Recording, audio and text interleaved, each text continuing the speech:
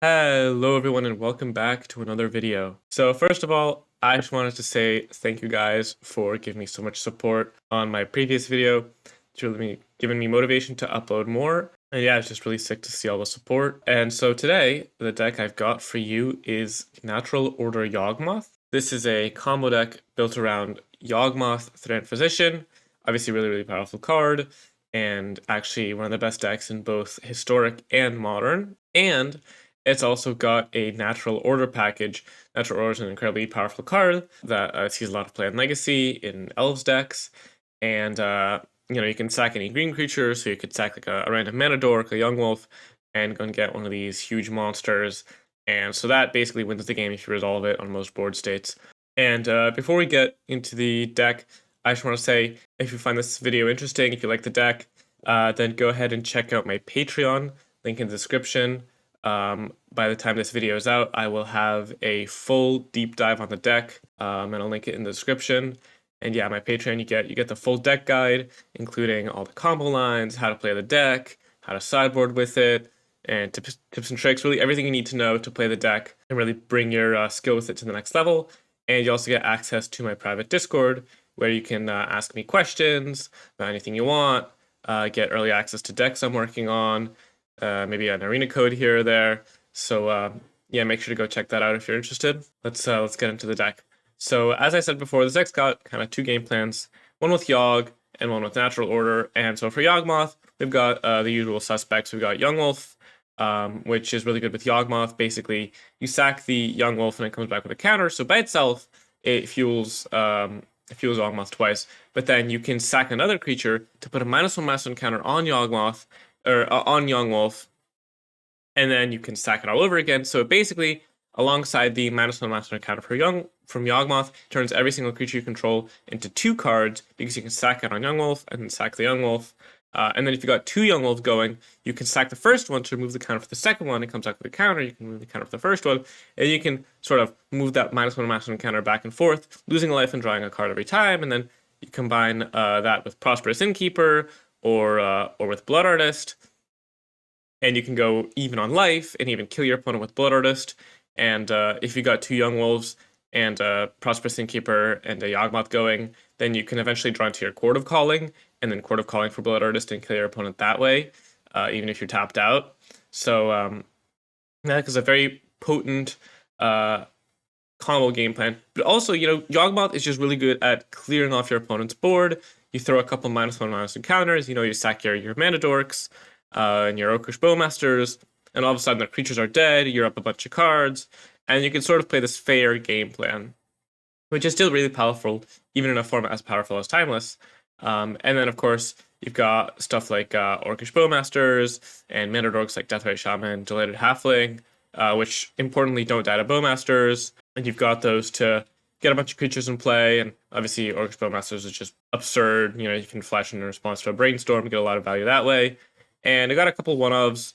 Agatha's Soul Cauldron just helps the grinding game plan. It's another permanent for Atraxa. Hapatra also works really well with Yawgmoth. Basically, whenever you activate Yawgmoth and put a -1/- on a current creature, you get a 1/1 back. So this plus the Yawgmoth also goes infinite. And then if your opponent's got a big board, you can just mow through it with Hapatra. And you've got a Demonic Tutor, only one because it's restricted.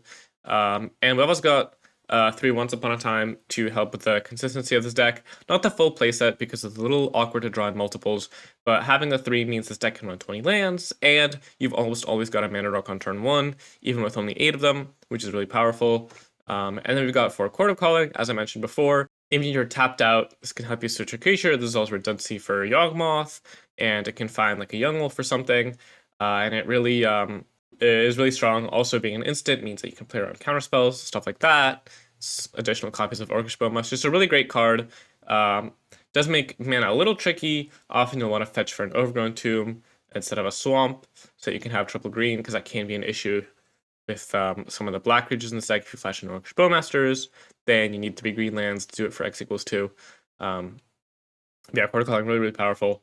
And then you've got Natural Order. So this is the biggest upgrade this deck has gotten, moving from Historic to Timeless.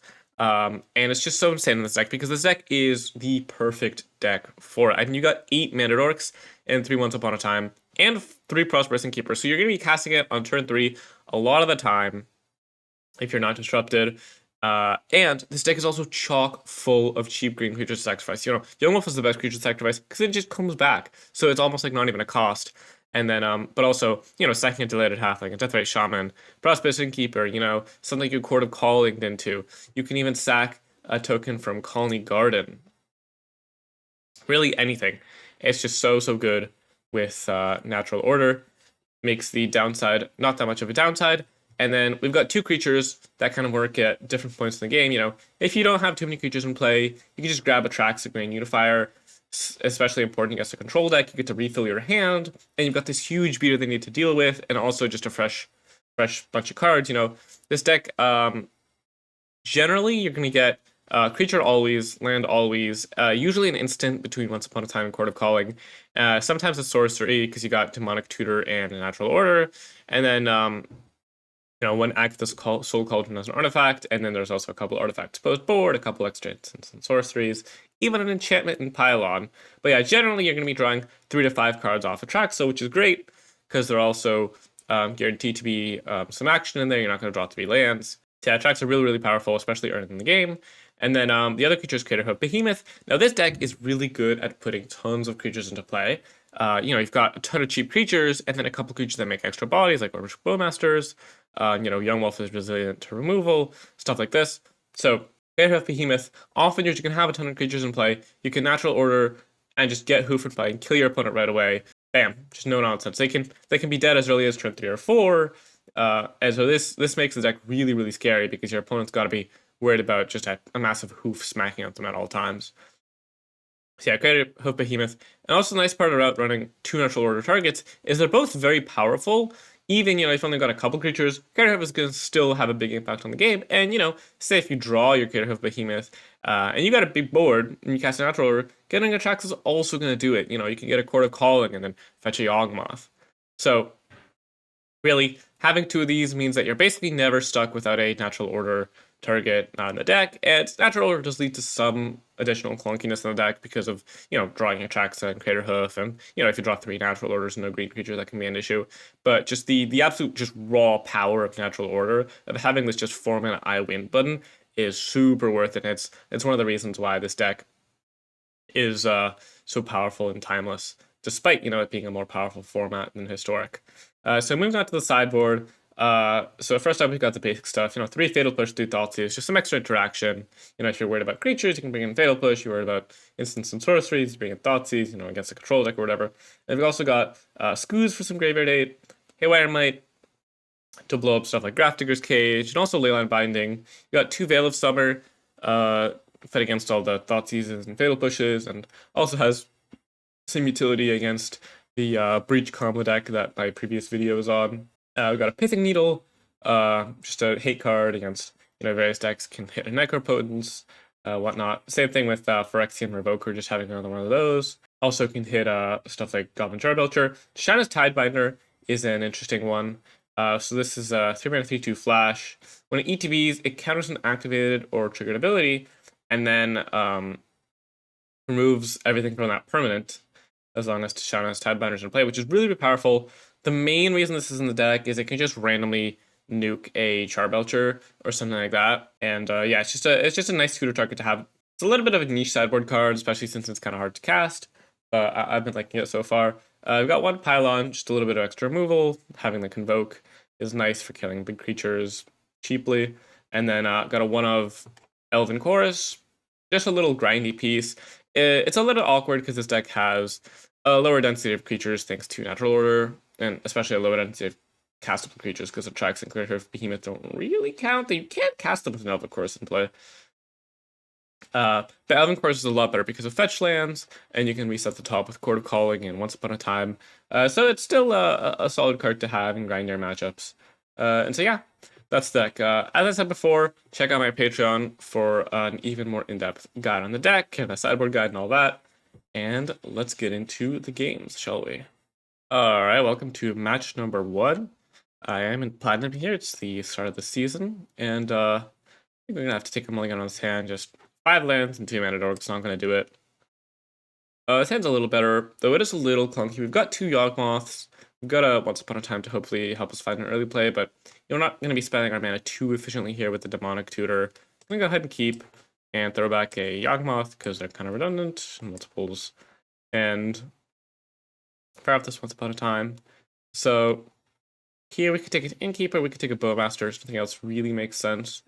I think I'm just going to fire off the Bowmasters. When on a mulligan to 6, doesn't seem great to get Innkeepers. The argument I see for it is you can Demonic Tutor for natural or try to set that up. But that's going to take a while. It's going to be kind of transparent, so it doesn't seem like the best plan. I think I like just going Bowmasters into like Demonic Tutor for a Yawgmoth, into Yawgmoth, refill our hand, depending on what our opponent does. Flood is Strand, so it looks like some sort of blue control deck probably. Could also be as a Delver. Wouldn't be surprised to see it sacked here for a Triumph and it be as a sort of land binding domain deck. Opponent might be deciding whether or not they want to cast their Brainstorm or something.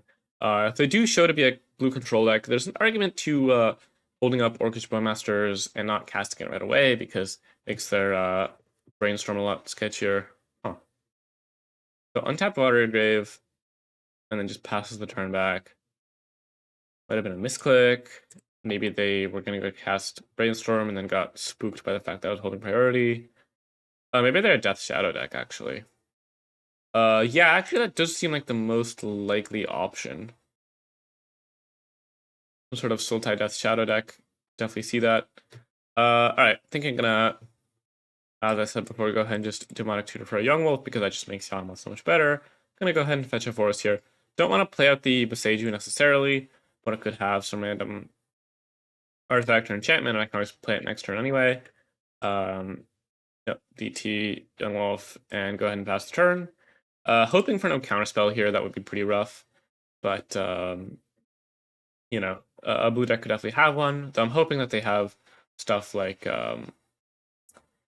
what's that card that for 1 mana counters an instant or sorcery unless you pay 1 and it's got Ferocious, got a big creature in play, then counters it outright. But anyway, point is stuff like Spell Pierce, you know, stuff that doesn't counter creatures. Oh, interesting. So opponent's got 3 mana up. I really don't feel like going for something like a Yawgmoth. I'm gonna get memory lapsed. I think what I'm gonna do. I'm gonna head to attack for 3. What it is on 13, you know. And would have been nice to bait out a Bowmasters or something like that, but I think I'm just gonna play Agatha's Soul Cauldron. See if this eats a counterspell. Spell Pierce. Well, I didn't want to shock in an Overgrown Tomb or play the Boseiju unnecessarily, so it didn't really make sense to play around it. But I was right that they would have that kind of counterspell, I suppose. And a Bowmasters. Yeah, I could have left up the Yawgmoth to block the Tarmogoyf, but that'll just be a card less with Yawgmoth I'm playing. We're still on 16, so it felt fine to do. Don't love that they both countered the Agatha Soul Cauldron and had a Bowmasters. Now this Tarmogoyf is growing. Yep, Death Shadow. And a second Death Shadow. Okay, this is getting a little sketchy at this point. Let's see what I want to do here. I'm just gonna go ahead and play out the Boseiju rather than the polluted Delta, since at this point, Death Shadow decks don't usually have some way, some like relevant artifacts and enchantments, and you know, I'm gonna draw cards here. Ideally, I'll draw some sort of land that doesn't cost life, and I won't have to actually sack the polluted Delta. That's the idea behind this. Yeah, our opponent's attacking pretty conservatively, which I like. I take it back. So think what I'm gonna have to do here is block like this, and then I'll throw 1/1/1 counter here, and then the rest on the Death Shadow. So we lose some life, but we still got a little bit to work with. It's a little bit awkward if they have Fatal Push, but I think I can do a ton about that. Or a second Bowmasters. I think we're far enough behind that gotta just go for it. Bowmasters? Removal on Yawgmoth. All right. I am gonna go ahead. So I could go Mouse counter here, and then throw the Yawgmoth. That gives him 2 Bowmaster triggers. I don't love that.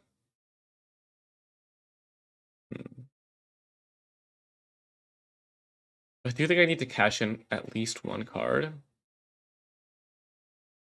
This will go to a 3. And then I can shrink it down to a 2, and then it gets eaten by Yawgmoth. I think this is fine. Obviously, if they have something else here, then things go pretty badly, but oh, Quarter Calling is actually a nice draw. Let's see what they ping here. Could see them picking the 1/1, but I wouldn't mind that too much because then I can sack it and fizzle it.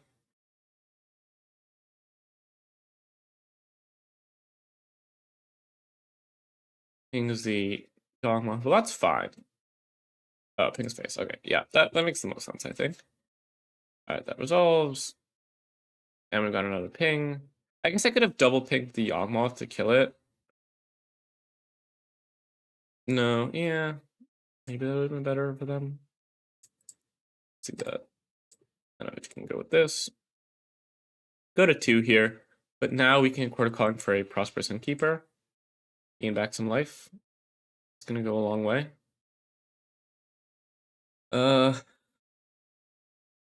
Let's see. This isn't Unearth.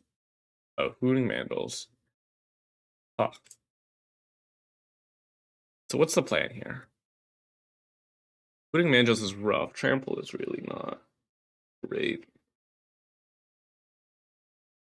So we've got Court of Calling, leave 1 mana up. Treasure. Gotta have Yawgmoth up to block. I think there's only a force left in the deck.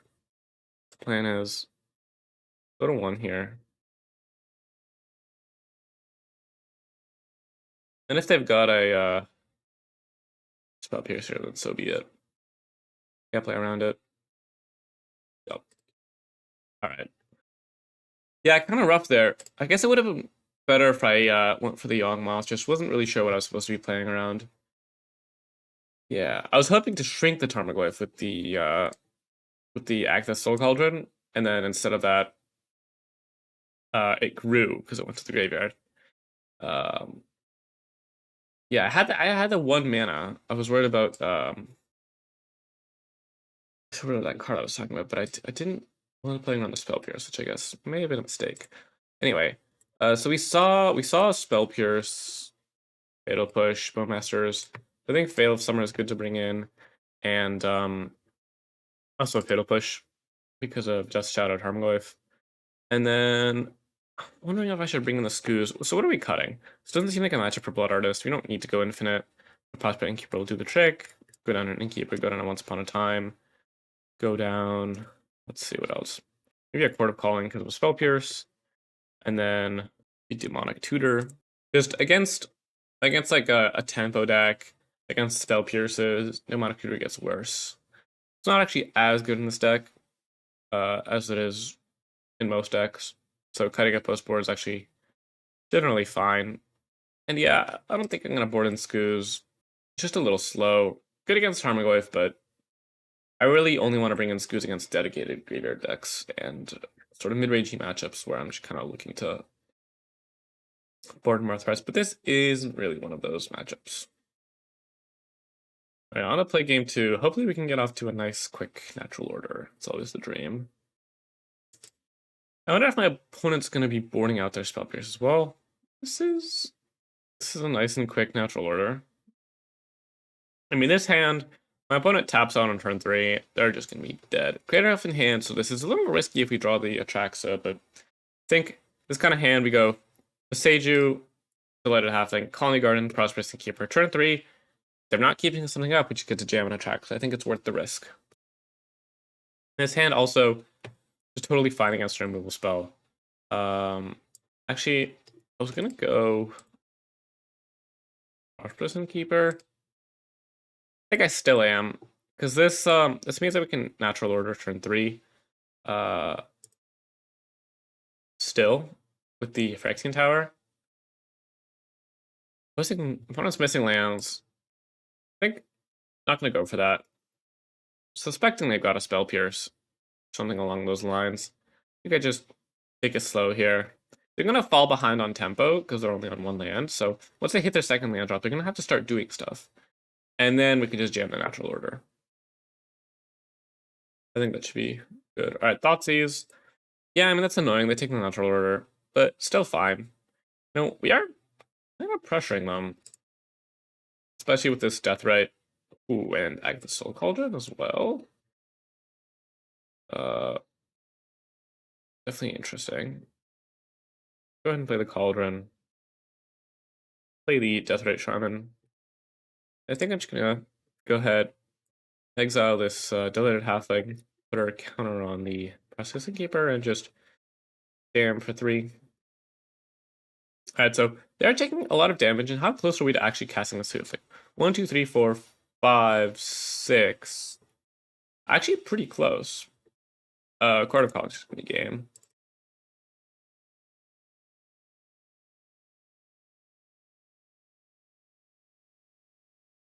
Yeah, the Yawgmoth. Wouldn't be surprised if opponent scooped it up here. Yep. Yeah, that was rough for them. One land, but you know, might have been a bit of a greedy keep, perhaps. On the draw, I don't think I want to change it too much. Just run it back. Oh, this hand's nice. Go ahead and keep it. I think Thoughtsy is the Veil, so much probably getting taken, I would guess. This is nice, you know. We've got a cheap creature, Quarter Calling. Once upon a time, ideally finds it's like a 2-drop or something. We can maybe hold a Veil of Summer. Thoughtsy, I'm not going to fire off the Once Upon a Time. If they take it, that's totally fine by me, and I don't want to give them too much information. I suspect they're taking the Veil of Summer. Depends on their hand, but that's just going to be really strong at some point in the game. Almost guaranteed. Also could see taking the Death Right, but this Once Upon a Time kind of covers that base. Because they take the 1-drop and just find another 1-drop or 2-drop. Yeah, also could see them taking the Cord. Honestly, all 4 of these cards are kind of a threat. I'm kind of curious to see what they take. Give us some information about their hand. Alright. Takes the Cord Calling. That makes sense, actually, because that's our way to find Yawgmoth. And we immediately draw another threat, so that's actually pretty good. Let's see. What are we taking here?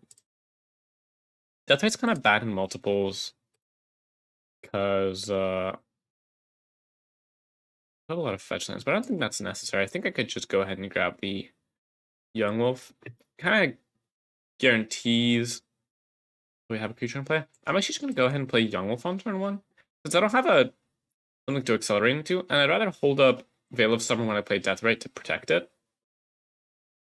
So that we can then get down this turn 3 natural order.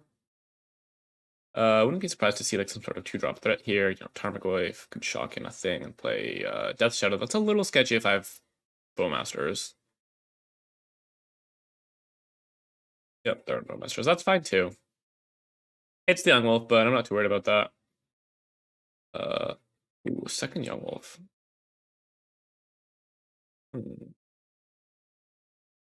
Actually, given that there's already Bowmasters in play, I think I'm not too worried about holding up Veil of Summer for now. If they're holding up counter spells, then I'll wait till I can go for a natural order with Veil of Summer backup. And I'm not too worried about them killing Deathrite here. They don't have a ton of pressure. If they're killing Deathrite, then I'm kind of fine with that. Obviously, like Fatal Push plus Tarmogoyf. Now things look a little bit sketchy. I'm hoping to find something I can cast off the top, but yeah, I think this should be fine. Because they know about the Veil of Summer. They know if I'm holding it up. They just don't need to go for anything. And I don't know. They already cast 1 Thoughtseize. Didn't see any Inquisitions or anything from them. Not too worried about a second piece of hand hate. That definitely could happen. Just like not likely enough to play around, I think.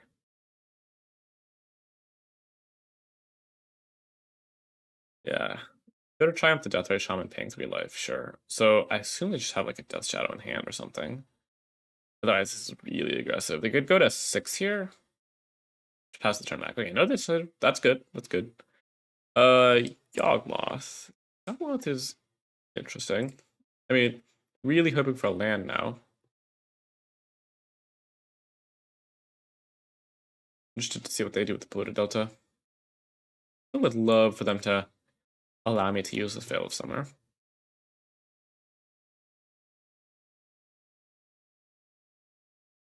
Yeah, and the thing about holding Veil of Summer up is it doesn't even really work, because Bitter Triumph is an instant.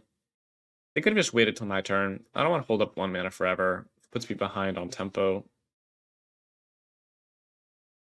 Peatland, would love to see them sack it. That would kind of imply, nope. Kind of imply that they are low on gas, but it looks like, what are we doing here? Why are they hovering their graveyard? I'm curious. Maybe they're, oh, Tarmogoyf probably. That would make the most sense. Tarmogoyf, oh, maybe Hooting Mandrills even. Yeah. Hooting Mandrills, 6 mana. I can cast it. Or okay, this I don't. I mean, this tells me that they're holding up Spell Pierce. So if I do hit my land drop here, then I'm just jamming Yawgmoth. No, but you know what? Orcish Bowmaster is actually a pretty good one. Because here's the thing, right? They attack with the Hooting Mandrills. I'll take 4, and then I Bowmasters their Bowmasters and attack them for a bunch. And they can't really cast removal because of my Veil of Summer. Yes, doesn't look too bad. It's like 4 for now. I mean, they kind of indicated they don't have a Death Shadow, but they had a turn to cast it. So maybe they were just holding up interaction. All right, go with the Bowmasters. They can't really do much about it because I've got this Veil of Summer up. Hit their Bowmasters.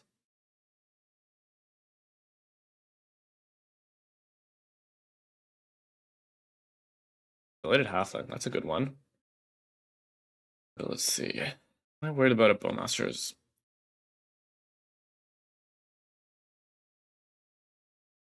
Actually, I'm not too worried.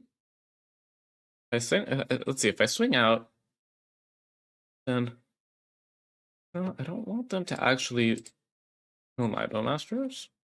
If I swing out with everything but the Bowmasters, they have a Bowmasters.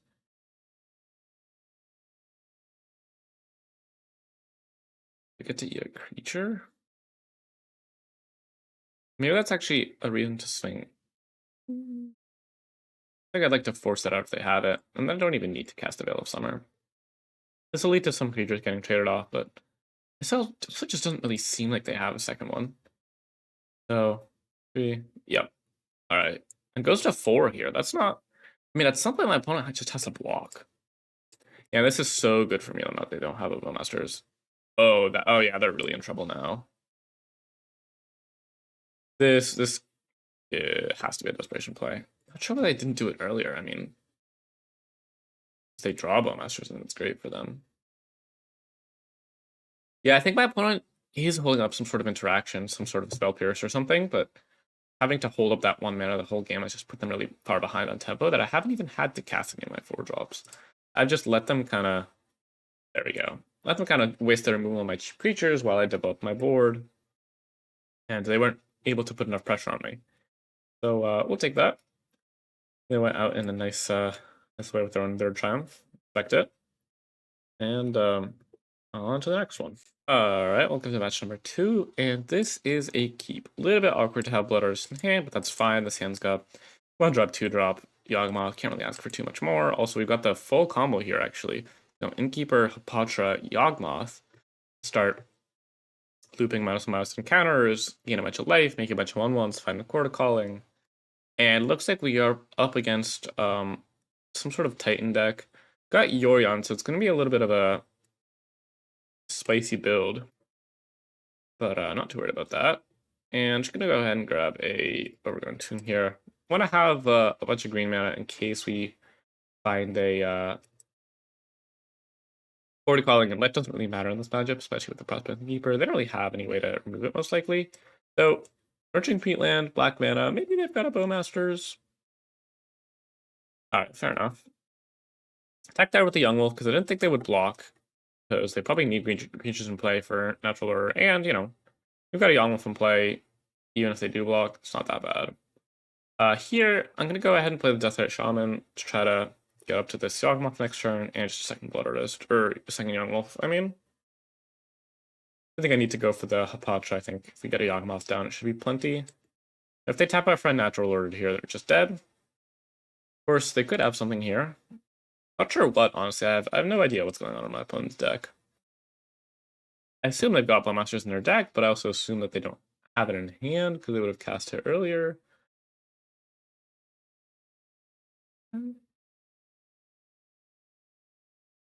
What's going on? Gem Palm Polluter. Okay. Oh, for Field of the Dead? I guess? Gingerbread Cabin? What is going on? Well, we drew even a Phyrexian Tower, so I guess we got 1, 2, 3, 4, 5, 6 mana here even. I think I'm just gonna do this.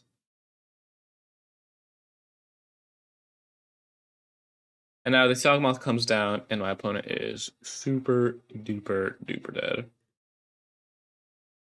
We do have the Blood Artist in hand, so we don't actually kill them on the spot.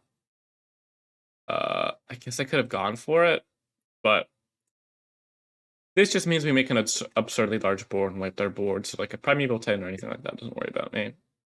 Doesn't worry me. And then I'll just go ahead and pass the turn. Honestly, no idea how they're supposed to get out of this. And there's no reason for me to go for anything here, to be honest. Because they're just going to pass the turn back. I could start comboing, but if I have a removal spell, might as well play around it. Now I'm just going to jam the Blood Artist. And now I don't think that even a single removal spell stops them. Yeah, they just scoop it up. Yeah, I'm totally fine just waiting if they're not going to do anything. And then maybe on their end step I start going for it, and if they have 2 removal spells, then I can rebuild on my turn. Yeah, nice and easy match. My opponent really didn't do anything, so generally, the primetime lists are good matchups for that reason. It's not doing a ton for a while. Oh, also to Shadow Sidebinder is great against Primeval Titan as well. You can save the trigger, makes it into a worse than a Colossal Dreadmire even. Yeah, another reason to have that in the deck, and they have black mana, but I'm not even worried about it. Enough to Veil of Summer, like, what am I going to do? Stop the Gem Palm Polluter? Come on. I have no respect for that. So, let's see. This is the matchup for Blood Artist, so we can go down Innkeepers, go down Agathos, not really a grindy matchup. Go down Boarding and Thoughtseize and Pylon for Primetime. Go down 3 Bowmasters. Just not very good against what my opponent's doing. Keep in 1 just in case. Also, just nice to have a high density of creatures still. But yeah. Not drawing many cards, so no big reason to have it. Also, just like not any creatures that are really relevant to kill with it. Ooh. Yeah, I can go ahead and keep this. I mean, it's an interesting hand. It goes turn 3 Atraxa, which is the important part. Here, that's pretty good. Ooh, drew the Thoughtseize. I was debating if I drew a 3rd land, I could Demonic Steel for Thoughtseize to clear the way for Natural Order. I think I'm just gonna go ahead and shotgun this Overgrown Tomb, because I'm going to need black mana, and I don't want to have to decide between making black or just green with this Winside Teeth. Maybe I need double black next turn, maybe I draw Forest and I don't. Might as well chuck it in now. Gilded Goose. Yeah, I mean, they're definitely on some sort of Natural Order shenanigans. And they've got a Demonic Tutor. Well, Thoughtseize is great against Demonic Tutor, especially when they're giving up resources to do so, because I could just Thoughtseize whatever cards they Demonic Tutored for, and then that'll help me decide on my own Demonic Tutor, or actually, I'm not Demonic Tutoring, most likely, because I just drew a Prosperous Keeper. Ah, so they're on the Spelunking thing. Fair enough. Well, let's see. Is there any reason for me to not take Spelunking here? No. And then this means that I'm just going to go ahead and get a Forest, since I already have my 1 black mana that I need anyway. And I think we're just going to go Natural Order, get a Traxa, play a land, play a 1-drop, next turn Natural Order, get Craterhoof, kill ya. Seems like the most likely scenario. Be pretty good for my opponent to kill. I mean, here they need to draw Spelunking for turn, and then the following turn draw Scapeshift to release me. Doesn't seem too likely. They do have this Lotus Field to turn on the Spawn Reclamation, but it's gonna be a little slow. Alright, well, that all intents a good draw for them, instead of Spelunking Online next turn. But I always could just go for Demonic Tutor Thoughtseize. It gets a little clunkier now that I fetched for a forest. But I do want to go to 13. What does this change? So let's see. I think I'm just gonna go ahead and natural order for Atraxa. Might as well do it post combat actually. Decent chance of me just drawing land with Thoughtseize anyway. And if not, this sets up the win for next turn. No need to like Chord of Calling to try to set up a Craterhoof, and then if I like draw the Craterhoof turn, it's not great. Something could go wrong. Don't really think there's a reason to let anything go wrong. So what do we hit? Definitely gonna choose Chord of Calling as the instant, and then we can go for Divided Half as the creature and Blue Marsh as the land. And as I said, just play one drop next turn. We can get a Hoof or something like along those lines. Hoof right now would be so 3 creatures, so everything is +3/+3, so that's 10, 8, 3, 21. Look at me go. Yep. So they did in fact get the Spelunking. Now, oh, hold on. Do they win here?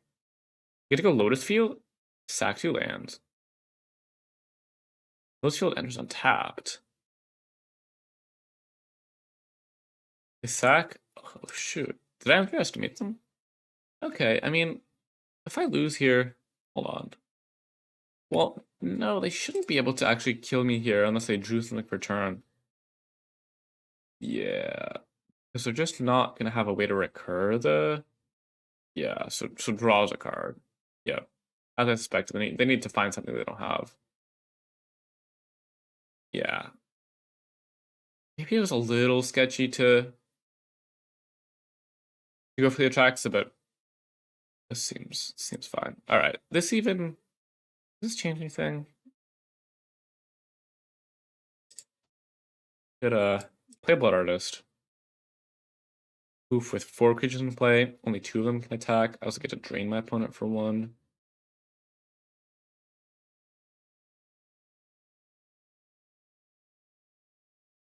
Hold on, wait, are they dead? So I natural order, creator of 3 creatures. So this is a 10, that'll be an 8, that'll be a 4. 10, 8, 4. Yeah.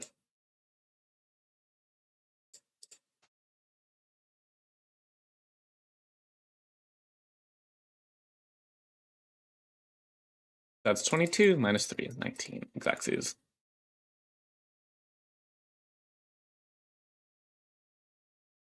Nice. Alright, on to the next one. Alright, welcome to match number 3 in this. This is definitely a mulligan. This is a little better. Thinking I'm gonna bottom one of these Death Rites, since they're not gonna tap for mana most likely. At least the second one definitely won't. They'll be relying on my opponent's fetch lands. And just hitting my land drops here is nice with the Court of Calling. Gonna have to build up to a lot. Doesn't really make sense to like start missing land drops for just a 1/2. That isn't doing a ton. Windswept Teeth. So it could be a bunch of things really. Looks like Titan again. Maybe this will be like a more normal version of Titan.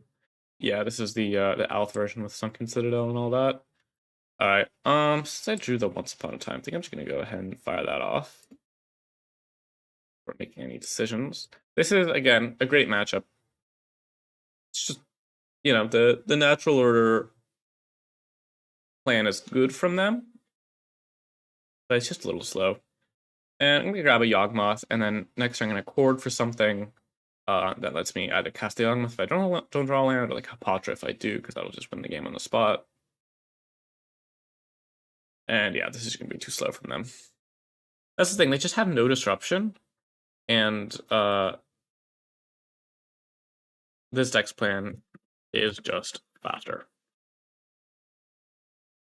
I do the land even, so go ahead and pass turn, probably just get a Hapatra, and then with Hepatra, we're gonna I'll show you how the loop works.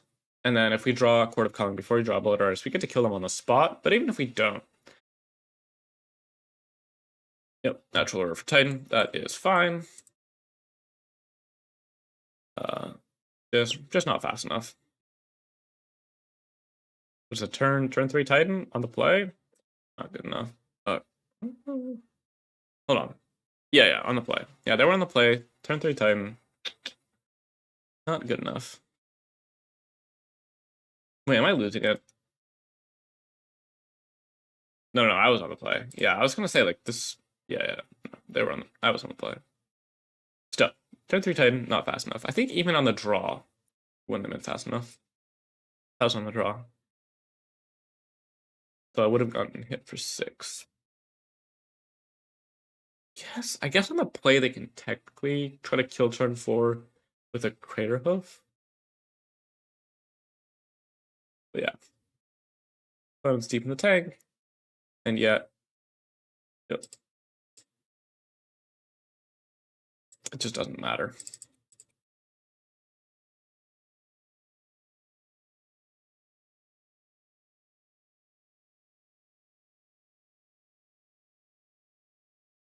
Are they dead? Let's see. Natural Order, Craterhoof. 4 creatures in play. So it's 4, 5, 9. No, not even close. Lands to exile, that's fine. And now, so we sack the Yawgmoth, put a -1 counter Primeval Titan, get a 1/1 back, use that 1/1. There's a prime time. Remove the counter from Yawgmoth, and then there we go. Quarter Calling for Blood Orders. So we can keep doing that. And since the opponent has a creature to store the -1 counters off, we're actually netting creatures. Even if they didn't, just sack the Yawgmoth, no targets, and then sack the 1/1, remove the counter for Yawgmoth. 1/1 comes back. Could do that forever. Totally run out of life, obviously. But yeah, with a creature to store on, we net creatures, and that means we can cast Court of Calling. Even if we draw the Blood Artist, we can actually cast 2 Court of Callings for 2 Prosperous Incubators to make 2 treasures to cast the Blood Artist for hand. So really, pretty likely to just win on the spot there, even if not getting a bunch of life, wiping the opponent's board, drawing a bunch of cards. How are they going to beat that? Alright, so kind of same subredding as before. Just going to throw in Removal and Thoughtseize and Tidebinder. Go down the Innkeeper and the Soul Call, which is not the matchup for it, and then I'm gonna go down 3 Bowmasters and run it. All right, this hand is kind of sketchy. I honestly think it's a mulligan. But here's the thing. I mean, if Once Upon a Time finds Yawgmoth, it's fine, but we don't even have a land for Death Right, so it's gonna be a little slow. We can do better, especially in a matchup with no disruption. Natural Order is just our best card by a lot. See, this hand's exactly what I'm talking about. We go turn 1, Once Upon a Time, Blighted Halfling. Turn 2, whatever. Turn 3, we can play some 2-drop we found on Once Upon a Time. Turn 3, we can Natural for Traxa, maybe even hold up Pylon. Great. Looks like opponents on the Gruul version, so they've got like Fable the Mirrorbreaker, I think, if I remember correctly. Fable's cute with the haste land. Drawing Hoof for turn, that's not great. Yawgmoth, Blood Artist. We don't really need that Blood Artist to grab a Yawgmoth. It doesn't really matter in this matchup. Theoretically, blowing up a Castle Garenberg or something can set them back in mana because it taps for 2, but that's just not an effective use of our time, and is rarely actually productive. And losing life for no reason, life total actually does matter in this matchup somewhat, because if they're just jamming a Titan and attacking, you're gonna want to have enough life to go off with Yawgmoth after tanking a hit. That's often what happens. I'm gonna set an upkeep stop here just in case. They go for a Titan, then I really want to hit my land drop to Natural Order the following turn with Pylon. So doing that upkeep helps. I don't know if we drew 2 effectively duds. Yep, Natural Order. Grabs a Titan. Not as fast to draw as last game. They already made their land drop this turn, I think, but Yeah, but this is a prime time turn 3 on the play, so we'll see if we can beat that. I think one prime time is fine, but if they have a second one, then we go Atraxa, then they have something else. It could get a little sketchy. Atraxa blocking prime time, just gobbling it up. So nice though.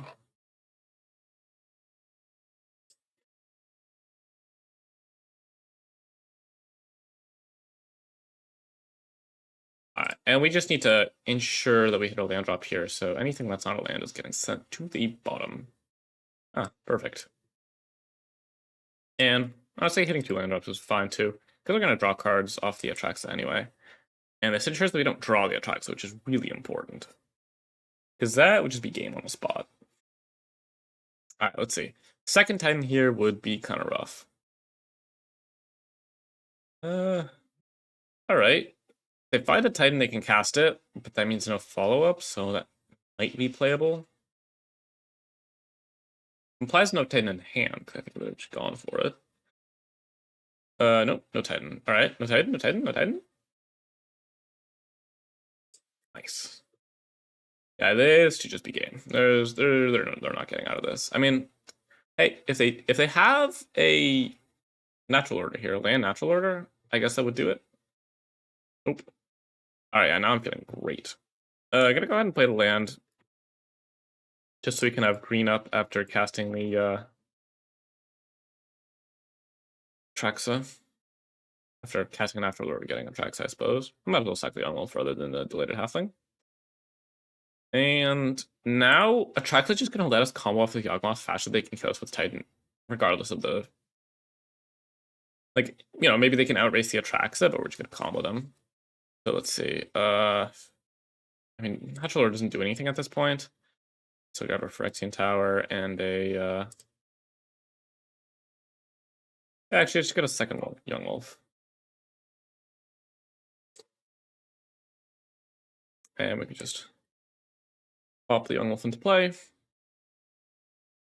And yeah, I mean this should just be game. They don't even have a haste land for their Titan.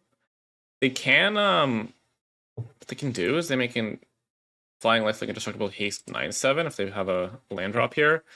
But like I'll just take it, attack back for 7. Oh, they have a hoof. Yep, I was gonna say that was like the one thing that gets me here. Well, fair enough. 14, 24. I mean, I think this is more than enough.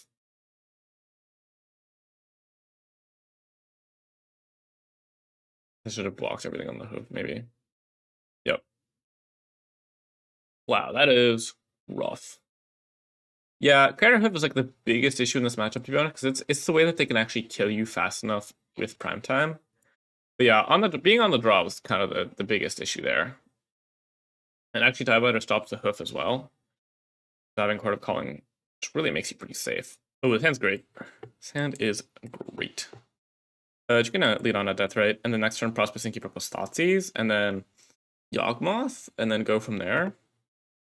I mean, missing like a Young Wolf or something, but yeah, seems great. Thoughtseize is so good in this matchup because they often have just like only a couple of relevant spells in their hand. And then it also like lets me know, oh, do I need to like keep them off of creatures for natural order with Yawgmoth or what? Second Death Ray. Not actually relevant. Let's just go ahead and Thoughtseize. Uh-huh. Well, I'm just gonna grab the Craterhoof. Don't want to lose to it later on. And this is actually kind of interesting. So I could just play the second Death Ray. And then next turn I'm just playing Yawgmoth. No, actually that doesn't even guarantee a Yawgmoth.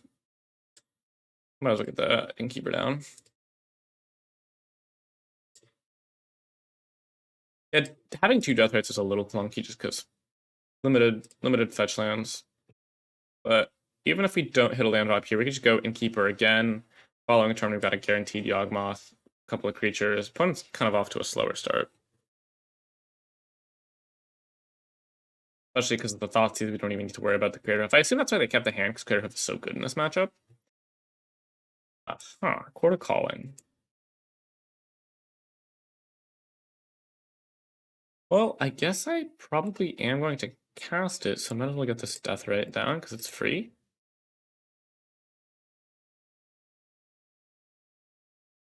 And then maybe I'll get like a mana dork off of it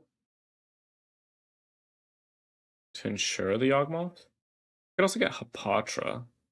But that's risky. I think just going X equals 1 for a mana dork or Yawgmoth is what I want to go with. And I probably think it's just gonna be a mana dork just to ensure I get this Yawgmoth down.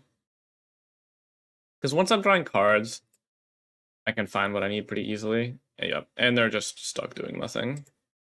Kind of unfortunate draw for them, but yeah, with so few threats in their deck, Thoughtseize is just gonna get them some amount of the time.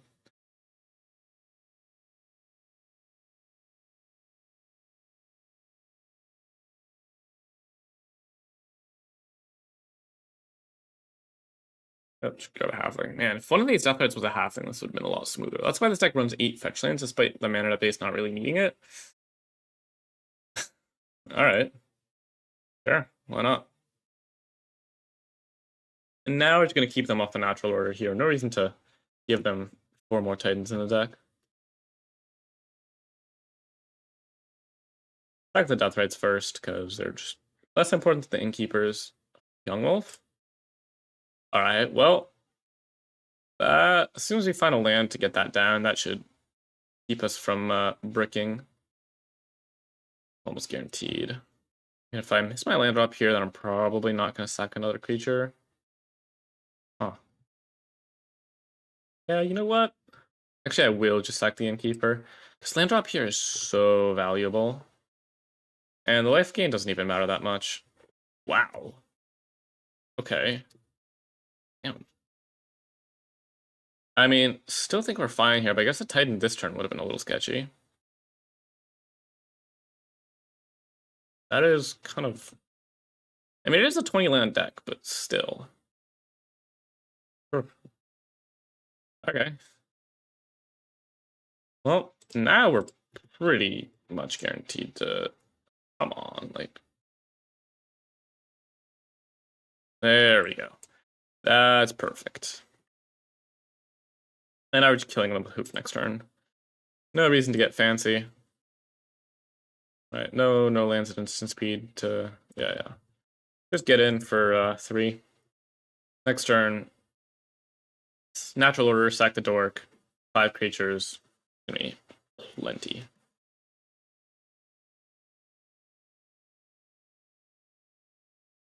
And opponent skips it up. Writings on the wall. Yep. So good matchup. A little bit of a stumble there for both of us game 3, but we pulled through. All right, thank you very much for watching this video. If you liked it, comment, subscribe, like the video, check out my Patreon in the description. Leave a comment. I read all your comments. If you ask me a question, I'll respond. And yeah, so this is, I think, probably not the most powerful deck in Historic, I will admit. I think Breach is the best deck by a little bit, and then you've got Natural Order Titan, Red Black Midrange, and Yawg, and stuff like that in the just a little bit below in the tier 1 pile, but this is still a very, very powerful deck, and actually Kapala, who's a great Yawgmoth player, took my first draft of the deck and got top 4 in the Eternal Discord Timeless Tournament, which I won with my Breach deck, and then just won the MTGA Daily Challenge one with Yawgmoth. I think that was like 30 players as well. So he's been doing great with it. So yeah, definitely a really, really powerful deck. Great option if you love the Yawgmoth archetype like me. Definitely give it a shot. In terms of the list, I mean, I think this is... I'm pretty happy with where this list is. Definitely could see like a second Colony Garden, not running Act the Soul Cauldron, a 4th Once Upon a Time. Maybe like a couple changes here, maybe 21 lands, a couple sideboard changes. But I think this is a pretty stock and just a great place to start if you're going to be picking up the deck. And yeah, I will see you in my next video. I'm not sure when. Goodbye.